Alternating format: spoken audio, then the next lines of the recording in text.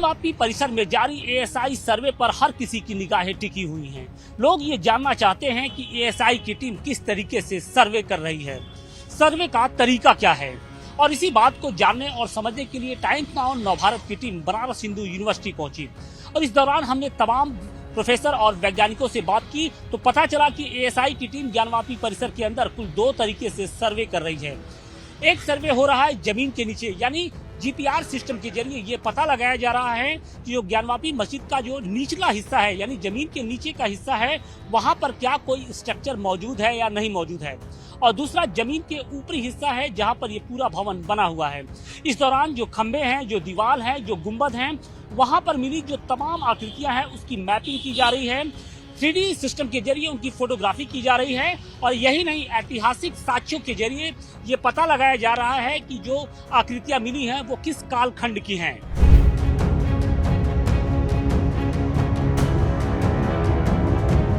ज्ञानवापी परिसर के अंदर कई ऐसी आकृतियां मिली हैं जिसे लेकर विवाद की स्थिति बनी हुई है। मसलन खंभों पर, दीवालों पर और यहाँ तक कि जो छतें हैं वहाँ का जो स्ट्रक्चर है वो इस बात की ओर इंडिकेट करता है कि वो कहीं ना कहीं हिंदू देवी देवताओं से जुड़ी हुई हैं। मसलन खंभों पर हमने देखा कि कमल के निशान, शास्त्री के निशान, जो घंटियाँ हैं उसके जो निशान हैं वो मिले हैं। अब सवाल इस बात का है कि उसका जो इस पूरे स्ट्रक्चर का जो कालखंड है वो क्या रहा है। इस बात को जानने के लिए एएसआई के जो एक्सपर्ट हैं वो मस्जिद परिसर के अंदर दाखिल हैं और पिछले 5 दिनों से लगातार सर्वे का काम जारी है। सर्वे का जो काम है वो 2 स्तर पे किया जा रहा है। एक तो जमीन के नीचे जीपीआर सिस्टम के जरिए किया जा रहा है कि जमीन के नीचे कोई स्ट्रक्चर है या नहीं है, उसका पता लगाया जा रहा है। और दूसरा जो ऊपरी भूभाग है वहाँ पर किस तरीके का स्ट्रक्चर है उसको भी जानने की कोशिश की जा रही है। और इन सब के बीच में टाइम्स नाउ नवभारत की टीम बीएचयू पहुंची है और यहाँ पर हमारे साथ एंशिएंट हिस्ट्री ऑफ आर्कियोलॉजी के professor doctor AK Singh ji हैं। सर, हम ये जानने की कोशिश कर रहे हैं कि इस सर्वे को आप किस तरीके से देखते हैं और जिस तरीके से सर्वे हो रहा है उससे क्या क्या मालूम चल सकता है। देखिए, जो एएसआई की टीम ये सर्वे कार्य कर रही है उसमें मुख्य रूप से 2 बिंदुओं पर उनका फोकस है। पहला बिंदु ये है कि जो आंखों से दृष्टिगत हो रहा है, दिखाई पड़ रहा है, उन चीज़ों का फोटोग्राफ करना, रिकॉर्डिंग करना और उसकी ड्राइंग बनाना पहली प्राथमिकता है। और दूसरा पक्ष है जो कि वैज्ञानिक विधि का है, जिसमें जीपीआर सिस्टम, जीपीएस सिस्टम से टोपोग्राफी आदि तैयार करने का कार्य। यहाँ बात है कि जो हम रिकॉर्डिंग कर रहे हैं या ड्राइंग बना रहे हैं उसमें जो भी स्ट्रक्चर है उस स्ट्रक्चर का, साथ ही साथ स्ट्रक्चर पर प्राप्त जो चीज़ें हैं उनका हम रिकॉर्डिंग और उनकी ड्राइंग बना रहे हैं वहाँ पे। उसमें ये मुख्य रूप से होता है कि उसका तुलनात्मक अध्ययन किया जाता है और जो चीज़ें फिलहाल दिख रही हैं उसको हम लोग रिकॉर्ड करते हैं और उसकी ड्राइंग बनाते हैं। एएसआई भी यही कार्य कर रही होगी। इसके साथ ही साथ एक विस्तृत स्केच तैयार किया जाता है जिसमें जितने भी स्ट्रक्चरल एक्टिविटी हैं जो वर्तमान में दिख रहा है उसमें उसके फेजेज कितने हैं, कितने चरणों में उसका निर्माण हुआ है, कौन कौन सी ऐसी चीज़ें हैं जो किस चरण में बनी हैं, उसकी बाकायदे टू द स्केल उनकी ड्राइंग होती है। और इन सब का जब प्रारूप तैयार हो जाता है उसके बाद फिर डिसाइड किया जाता है कि वो किस कालखंड से संबंधित है। लेकिन जो हम लोगों ने देखा है कि जो कोर्ट कमिश्नर की कार्रवाई के दौरान जो तस्वीरें सामने आई, वीडियो सामने आए, उसमें साफ तौर पे ये दिख रहा है कि जो खंबे हैं वहाँ पर कमल, त्रिशूल, शास्त्री के निशान बने हुए हैं। इसके अलावा घंटी की लड़ियाँ बनी हुई हैं। तो ये सारी चीज़ें किस बात की ओर इंडिकेट कर रही हैं? देखिए, ये तो निश्चित रूप से बात सही है कि जो चीज़ें फिलहाल सोशल मीडिया पर भी और टीवी में और मीडिया में दिखाई पड़ रही हैं और वो चीज़ें निश्चित रूप से धार्मिक चीज़ें हैं और किसी न किसी संप्रदाय से संबंधित हो सकती हैं। अब देखना ये होगा कि जो भी स्ट्रक्चर है उस स्ट्रक्चर की बनावट कैसी है, किस कालखंड से वो स्ट्रक्चर संबंधित है, उस पर जो चीज़ें बनी हैं क्या उसी कालखंड से संबंधित है या उसके बाद के कालखंड में बनाई गई हैं। ये सब चीज़ें शोध के विषय के रूप में देखी जाए। आप लोग उसको कैसे शोध करते हैं, कैसे पता लगाते हैं कि ये किस कालखंड में बनी हुई ये चीज़ें हैं, ये आकृति बनी हुई है या फिर उसका समय क्या है, उसका पीरियड क्या है? देखिए, जो संरचनाएं होती हैं उसकी शैलीगत विशेषताएं होती हैं, तो उन संरचनाओं की जो शैलीगत विशेषताएं, साथ ही साथ उस पर जो आकृतियां बनी हैं उनकी जो अपनी विशेषताएं हैं, उनके अपने जो चीज़ें हैं उनका हम लोग सम्मिलित अध्ययन करते हैं और तुलनात्मक अध्ययन के आधार पर बाकी चीज़ों जगहों से प्राप्त चीज़ों के तुलनात्मक अध्ययन के आधार पर हम लोग उनको कालखंड में स्थापित करते हैं। आमतौर पे इस तरीके के सर्वे करने में कुल कितना समय लग जाता है और इसमें और क्या क्या जो पार्ट्स हैं, मान लीजिए सर्वे के अलावा और क्या क्या चीज़ें होती हैं? देखिए, पहला सबसे प्रारंभिक चीज़ सर्वे की है, जो कार्य चल रहा है। क्योंकि ये एक स्ट्रक्चरल एक्टिविटी का सर्वे हो रहा है, तो स्ट्रक्चर की ड्राइंग बनाने में बहुत समय लगता है, क्योंकि वो टू दी स्केल बनाया जाता है, हर एक चीज़ नापी जाती है, बिल्कुल टू दी पॉइंट होना चाहिए, तो उसमें बहुत काफ़ी समय लगता है। अगर इस कार्य को बिल्कुल गंभीरता से किया जाए तो 15 दिन से 1 महीने का समय उसको रिकॉर्डिंग में और उसके ड्राइंग में लग सकता है। लेकिन जब हमने देखा था कि जब अयोध्या को लेकर देखा था कि लगभग 7 से 8 महीने का वक्त लगा था उस अयोध्या की जहाँ तक बात है, अयोध्या में दोनों कार्य संपन्न हुआ था। एक तो सर्वेक्षण का कार्य हुआ था, साथ ही साथ उत्खनन का कार्य भी हुआ था। तो जो भी समय लगा था उत्खनन के कार्य में लगा था, क्योंकि वहाँ डिपॉजिट बहुत ज़्यादा था और उस उत्खनन कार्य में बहुत धीमी गति से कार्य होता है, तो उसमें काफ़ी समय लगता है। यहाँ क्योंकि केवल सर्वे कार्य करना है, उत्खनन या खुदाई का कार्य माननीय न्यायालय ने नहीं कहा है करने के लिए, तो सर्वे का काम हमें उम्मीद है कि 15 दिन से 1 महीने के अंदर पूरा हो जाना चाहिए, ऐसी संभावना है। लेकिन एक्यूरेसी की बात करें तो क्या खुदाई के बगैर वो एक्यूरेसी हो पाएगी, आपको लगता है? क्योंकि मान लीजिए नीचे की जो चीज़ें हैं वो तो समझ में आ जा सकती हैं कि जीपीआर सिस्टम के जरिए, लेकिन ऊपरी जो बाह्य दीवारें हैं उसको आप लोग पता लगाने के लिए कुछ तो उसके सैंपल्स लेंगे, कैसे करेंगे? देखिए, जो ऊपर के स्ट्रक्चर्स हैं उनकी जब ड्राइंग बन जाएगी, उसकी फोटोग्राफी और रिकॉर्डिंग हो जाएगी, तो वर्तमान स्थिति में जो है वो एक तो पूरा उसका स्वरूप सामने आ जाएगा। उसमें ये भी आ जाएगा कि अगर वो सभी पूरा स्ट्रक्चर एक साथ बना है, खंड में बना है, या कोई ऐसी चीज़ है जो बाद में बनी है, इन सब चीज़ों का बहुत स्पष्ट निराकरण संभव है। और साथ ही साथ और भी जो जगहों से चीज़ें प्राप्त हैं उनके तुलनात्मक अध्ययन के आधार पर उनको कालखंड में रखा जाएगा। तो ये सर्वे के आधार पर भी बहुत कुछ हम स्थापित कर सकते हैं बिना उत्खनन के।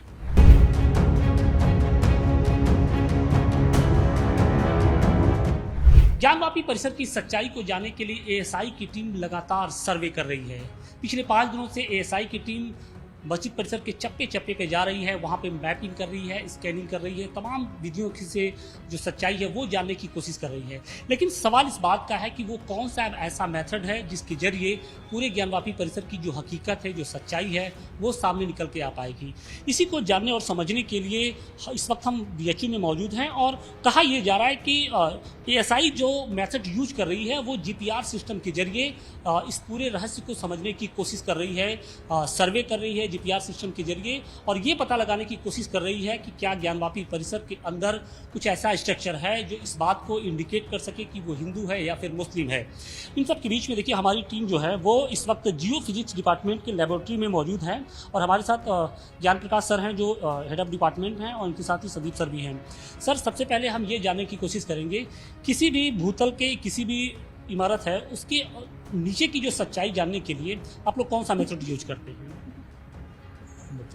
जी, भूतल के नीचे किस तरह का स्ट्रक्चर है उसको पता लगाने के लिए एक जो बहुत इंपॉर्टेंट मेथड है वो है ग्राउंड पेनिट्रेटिंग रडार मेथड। तो इस मेथड में हम लोग करते क्या हैं कि रडार का सिग्नल हम लोग ज़मीन के अंदर भेजते हैं। आपका इंस्ट्रूमेंट सरफेस पे है, रडार का एक सिग्नल हम लोग भेजेंगे सब सरफेस में, ज़मीन के अंदर भेजेंगे हम लोग। तो वो जो सिग्नल है वो किस तरह के मीडियम में ट्रेवल कर रहा है और वो जो मीडियम का वेलोसिटी जो है वो सिग्नल उससे प्रभावित होगा। तो उससे हम लोग एक आइडिया लगाते हैं कि अगर वेलोसिटी आपके सिग्नल का चेंज हुआ कुछ, तो उससे आपको पता लगेगा कि आपके ज़मीन के अंदर किस तरह का स्ट्रक्चर है। वो इक्विपमेंट्स क्या है सर, उसके बारे में जरा, इसके बारे में ये कौन सी मशीन है? एकेडमिक पर्पज के लिए हम लोग ने जो अपने लेबोरेटरी में हम लोग यूज़ करते हैं ये है ground penetrating radar. Germany based company का ये रडार है, जीपीआर हम लोग बोलते हैं। तो ये जो जीपीआर है इसमें बहुत ज़्यादा हाई फ्रिक्वेंसी का सिग्नल हम लोग नहीं यूज़ करते हैं क्योंकि एकेडमिक पर्पज़ के लिए है। वही अगर आपको किसी इंडस्ट्रियल या कमर्शियल पर्पज़ के लिए आपको जीपीआर खरीदना है तो उसमें बहुत ज़्यादा हाई फ्रिक्वेंसी का सिग्नल यूज़ किया जाता है। अच्छा, इसको यूज कैसे किया, थोड़ा सा हमारे दर्शकों को बताइए आसान शब्दों में कि किस तरीके से इसको यूज किया जाता है और उसमें क्या क्या होता है। ये जो आपको एक जीपीआर यूनिट दिखाई दे रही है, इसमें एक सोर्स है जिससे रडार का सिग्नल हम लोग ज़मीन के अंदर भेजते हैं।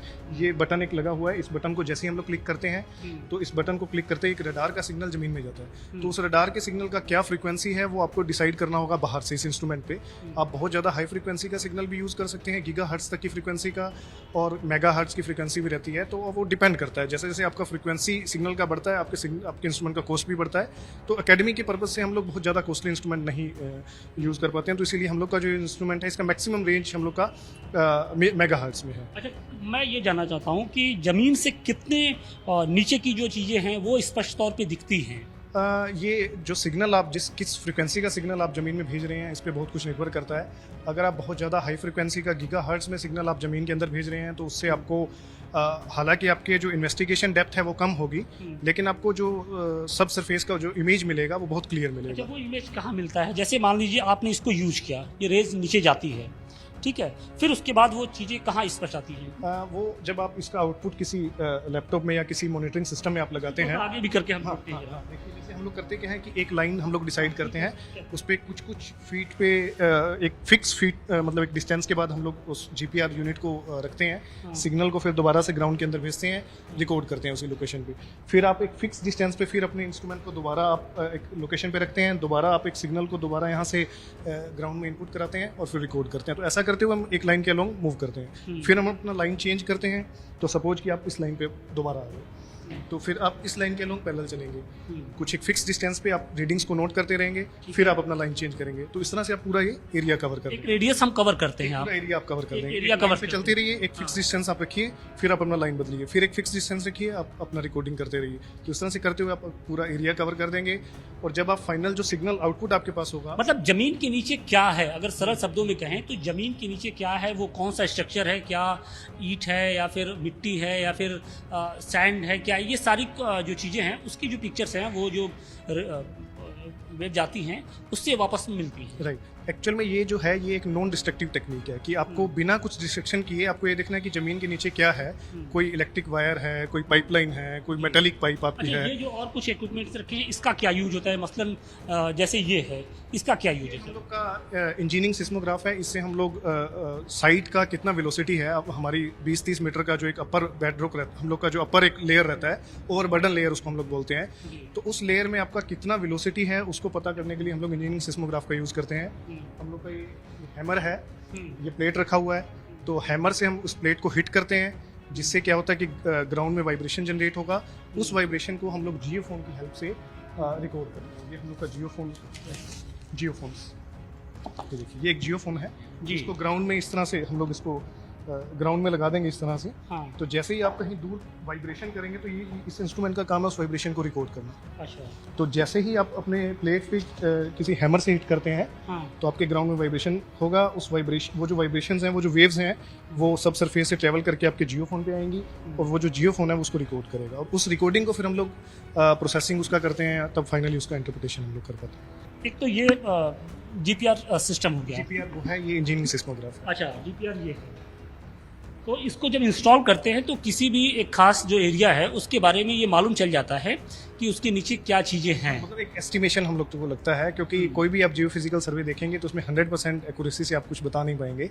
तो आपको एक से ज़्यादा सर्वे उस एरिया में करना होगा, ताकि आप उस सब सरफेस में आपके क्या है उसका कॉन्फिडेंस और ज़्यादा आपको आए, आप बता पाएँ कि सब सरफेस में हम लोग के पास क्या है।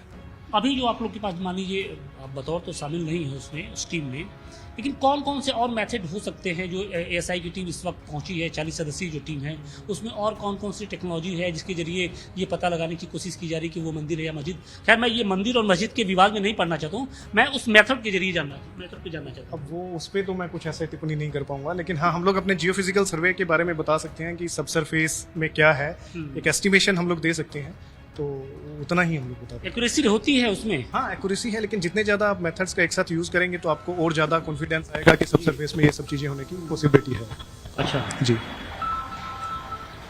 अच्छा, ये बताइए कि मान लीजिए इसके नीचे प्राचीन दीवारें हैं, मान लीजिए कहा यह जा रहा है कि जो प्राचीन मंदिर था उसको तोड़कर वहाँ पे मस्जिद बनाया गया, उस प्राचीन दीवार को जानने के लिए और क्या सिर्फ यही मेथड है या कोई और भी मेथड है? अब उसके बारे में तो मुझे बहुत ज़्यादा नहीं, मैं मंदिर मस्जिद के बारे में मैं नहीं पूछ रहा हूँ, मैं ये पूछ रहा हूँ कि अगर मान लीजिए अगर यही जिस जगह मैं खड़ा हूँ मौजूद हूँ उसके नीचे कोई दीवार हो या कोई भवन हो, क्या उसके बारे में पता लग सकता है? बेसिकली किसी भी जीपीआर सर्वे की हेल्प से, जैसे रिलायंस है या बाकी सब कंपनीज हैं, उनका पर्पस यही है कि जब आप किसी रीजन में कुछ पाइपलाइन बिछाना चाह रहे हैं या कुछ नया कंस्ट्रक्शन करना चाह रहे हैं, तो आप नीचे का कोई पाइपलाइन या कोई वायर वहां से जा रहा है तो उसको डिस्टर्ब किए बिना आप किस तरह से वहां कोई नया इंफ्रास्ट्रक्चर बना सकते हैं। तो एक उस चीज़ का सब सरफेस में आपका कोई इस तरह का मेटेलिक स्ट्रक्चर पाइपलाइन का कोई है, कोई इलेक्ट्रिक वायर आपका जा रहा है वहां से, या कोई केविंग है टाइप का, तो कैविटी कुछ है, तो सब सर्विस में उस सब चीज़ों पर पता लगाने के लिए हम लोग जीपीआर का यूज़ करते हैं, जो हम लोग एज ए एकेडमिशियन उसको यूज़ करते हैं।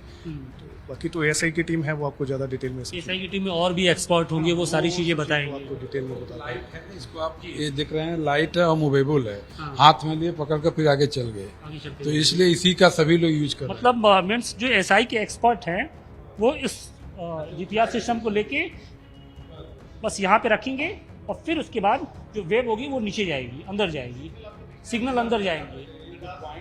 हाँ, ये पॉइंट, ये इसको प्रेस करते ही आपको चूज करना है कि कौन सा कितने हर्ट्ज का सिग्नल हमको भेजना है। अच्छा, तो उतने का सिग्नल आप भेजेंगे और एक पॉइंट है, इसमें जो कार्ड है कंप्यूटर में लगाएंगे, उसमें सॉफ्टवेयर है, फिर उसको एनालिसिस करके वो फिर देखेगा क्या क्या है। ये तो एक ग्रिड का हो गया। अच्छा, आपको दूसरे ग्रिड का होगा, तो जितना जितना ज़्यादा ग्रिडिंग रहेगी तो उतना ही स्ट्रक्चर आपका क्लियर रहेगा, क्या है अंदर क्या नहीं है। अगर दूर दूर लगे, एक यहाँ ले लिए, मान लीजिए सर संदीप सर ये बताइए कि मान लीजिए 10 बाई 10 का कोई कमरा हो, कितने ग्रिड बनेंगे फिर वहाँ पर? वो अब डिपेंड करता है कि आप कितना डिटेल्ड सर्वे करना चाह रहे हैं। अगर ग्रिड पॉइंट्स आपके नज़दीक हैं तो आपको बहुत ज़्यादा डिटेल्ड इन्फॉर्मेशन मिलेगा। उसका ग्रिड पॉइंट पहले से आप लोग डिसाइड करते हैं कैसे? फील्ड पे जाने से पहले हम लोग देखते हैं कि हम लोग का बेसिक मोटिव क्या है सर्वे करने का, कि ये आपको डिटेल्ड सर्वे चाहिए या इट्स जस्ट ए प्रीलिमिनरी सर्वे। तो depending upon two the kind of सर्वे मतलब आप जो करना चाह रहे हैं उससे आप अपना ग्रिड का। इस मोटे तौर पे इस कमरे की अगर लेबोरेटरीज की बात करें तो इसका अगर हमें सर्वे करना है तो कितने ग्रिड्स बनेंगे?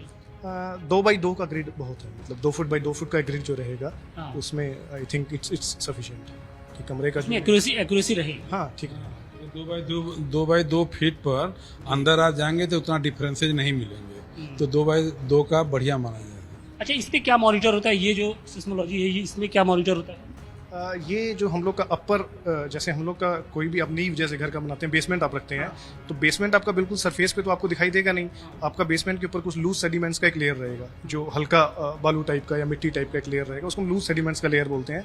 वो कितना लेयर कितना थिक है वो लेयर, और उसमें क्या वेलोसिटी है सिस्मिक वेव्स का, उसको पता लगाने के लिए इंजीनियरिंग सिस्मोग्राफ का हम लोग यूज करते हैं। वो 20-30 मीटर का जो दीवारों का कितना क्या लेयर है उसके बारे में, जो आपका एक सेडिमेंट्स का एक लेयर बन गया है उस हार्ड रॉक पे। हार्ड रॉक का मतलब एक बेस रॉक है जिसपे आप अपना स्ट्रक्चर का फाउंडेशन बनाते हैं। तो उस बेस रॉक के ऊपर आपका कितने मीटर का, 10 मीटर का, 5 मीटर का कितना एक सेडिमेंट्स का एक लेयर है, उस सेडिमेंट के लेयर की थिकनेस को पता लगाने के लिए कि आपका हार्ड रॉक कितना डेप्थ पे है वो पता लगाने के लिए सर्वे। तो ये बीएचयू के वैज्ञानिक थे जिन्होंने स्पष्ट तौर पे समझाया दर्शकों को कि किस तरीके से जीपीआर सिस्टम के जरिए किसी भी स्ट्रक्चर के नीचे का जो हिस्सा है उसकी जो सच्चाई है, उसकी जो हकीकत है, उसके बारे में पता लगाया जा सकता है। और फिलहाल जो एएसआई की जो टीम है वो इसी जीपीआर सिस्टम मशीन के जरिए पूरे मस्जिद परिसर की हकीकत को जानने की कोशिश कर रही है, और कोशिश यही की जा रही है कि जो एक्यूरेसी है उसके जरिए, जैसा कि बताया भी जा रहा है कि अगर छोटा सा कमरा है तो 2 बाई 2 का जो ग्रिड है वो बनाया जाता है, और उसी तरीके से 2 बाई 2 के ग्रिड जगह जगह बनाए जा रहे हैं। और एएसआई के एक्सपर्ट इसी मशीन के जरिए ज्ञानवापी की जो हकीकत है, जो सच्चाई है, वो लाने की कोशिश कर रहे हैं। तो निश्चित तौर पे अब एएसआई की जो रिपोर्ट होगी उसका हर किसी को इंतजार होगा, और देखना ये होगा कि क्या मस्जिद के अंदर, क्या वाकई इस ज्ञानवापी के परिसर के अंदर कोई हिंदू देवी देवताओं से जुड़ी हुई आकृतियां हैं या नहीं हैं।